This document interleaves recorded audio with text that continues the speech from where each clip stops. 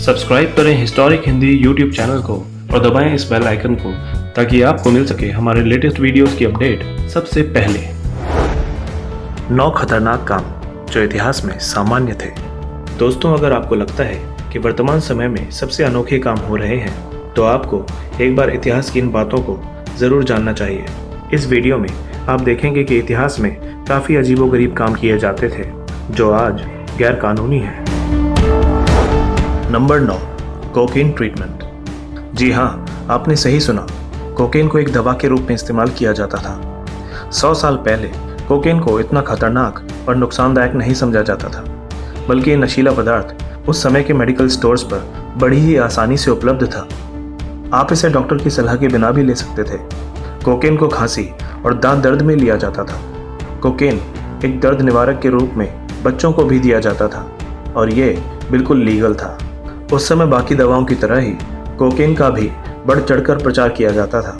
इसके अलावा Coca Cola की एक बोतल में 9 मिलीग्राम कोकेन का इस्तेमाल किया जाता था।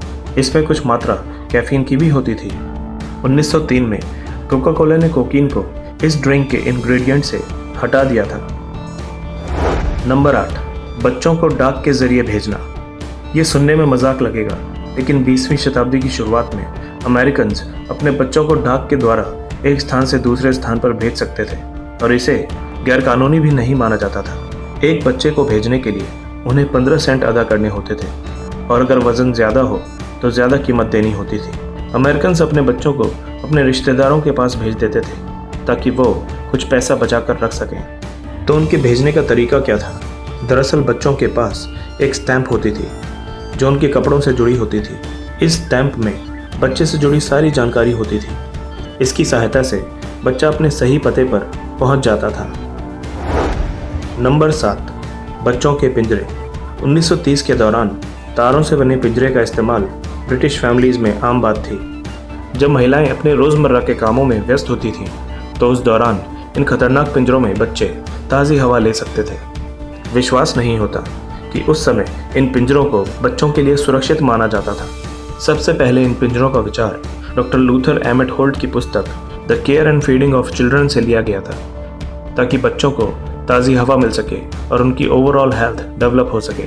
हालांकि डॉक्टर्स ने ऐसे पिंजरे इस्तेमाल करने की सलाह कभी नहीं दी, पर जिन माता पिता के पास गार्डन या खेलने के लिए पर्याप्त स्थान नहीं था उन्होंने इसका खूब इस्तेमाल किया। नंबर 6, इलाज के संदेहात्मक तरीके। प्राचीन समय में डॉक्टर्स के पास डिसइंफेक्शन यानी संक्रमण का कोई निश्चित इलाज नहीं था और वो इलाज के लिए अजीबोगरीब तरीकों का इस्तेमाल किया करते थे, जैसे ब्लड लेटिंग यानी रक्तस्राव जो कई बीमारियों का इलाज करने में इस्तेमाल किया जाता था, और जीभ काटना जिससे हकलाने की बीमारी ठीक की जाती थी। साथ ही लेबोटॉमी यानी दिमाग की सर्जरी और इलेक्ट्रिक शॉक ट्रीटमेंट उस समय आम बात होती थी, पर इन तरीकों का परिणाम ज़्यादातर भयावह होता था। 19वीं शताब्दी में इलाज का एक और तरीका बहुत प्रसिद्ध हुआ और ये था लीच ट्रीटमेंट, जिसमें बहुत सारी चोंक मरीज के शरीर पर चिपका दी जाती थी जो मरीज का काफ़ी सारा खून पी जाती थी। नंबर 5, रेडियो एक्टिव खिलौने। 1950 के दशक में रेडिएशन को सुरक्षित माना जाता था। एटॉमिक टॉयज जैसे मिनी लेबोरेटरी आदि उस समय ट्रेंड में थे। कुछ टॉयज साइंस एक्सपेरिमेंट्स पर आधारित थे जिसमें असली पोलोनियम और यूरेनियम की कुछ मात्रा का प्रयोग किया जाता था। इसके अलावा हाथ की घड़ियों के डायल को एक ऐसे पेंट से पेंट किया जाता था जो अंधेरे में चमकता था और जिसमें रेडियम की कुछ मात्रा होती थी। अजीब बात यह है कि पेंट करने के लिए जिस ब्रश का इस्तेमाल किया जाता था उसे मुंह से गीला करके सीधा करना पड़ता था, जिससे रेडियम की कुछ मात्रा शरीर में चली जाती थी।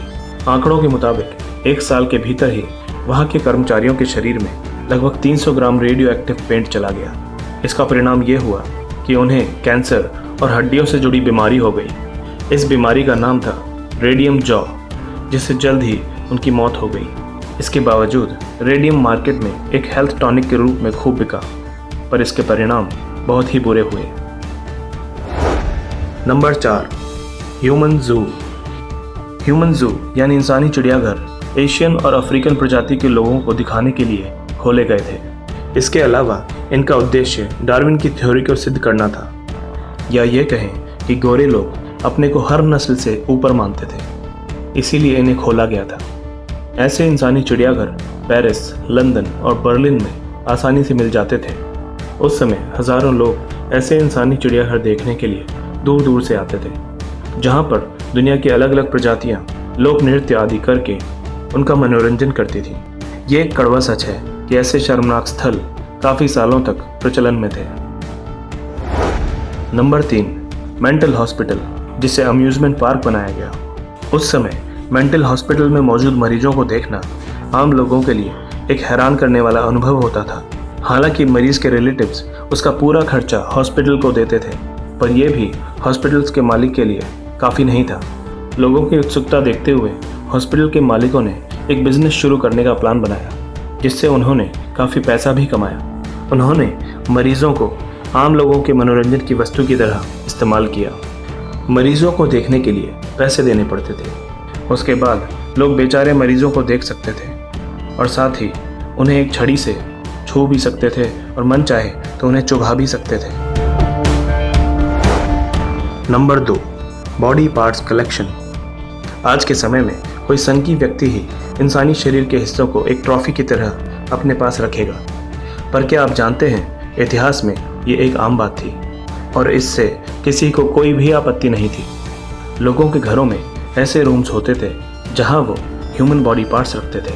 यहाँ तक कि सोल्जर्स भी युद्ध में मारे गए दुश्मन सिपाही की खोपड़ी अपने पास रख लेते थे। उदाहरण के तौर पर द्वितीय विश्व युद्ध के दौरान अमेरिकन सेलर्स जापानी सैनिकों को मारने के बाद उनकी खोपड़ियां अपने पास रख लेते थे। इसे वे अपनी वीरता की निशानी मानते थे। नंबर 1, प्रेगनेंसी के दौरान स्मोकिंग, वो भी डॉक्टर की सलाह पर। दोस्तों, आजकल हर जगह सुनने को मिल जाता है कि स्मोकिंग स्वास्थ्य के लिए हानिकारक है, पर 70 साल पहले अमेरिकन डॉक्टर्स अपने मरीजों को कॉन्स्टिपेशन के इलाज के तौर पर स्मोकिंग की सलाह देते थे। इसी तरह गर्भवती महिलाओं को भी स्मोकिंग करने की सलाह दी जाती थी, ताकि प्रेगनेंसी के दौरान नसों में जो तनाव होता है उसमें आराम मिल सके।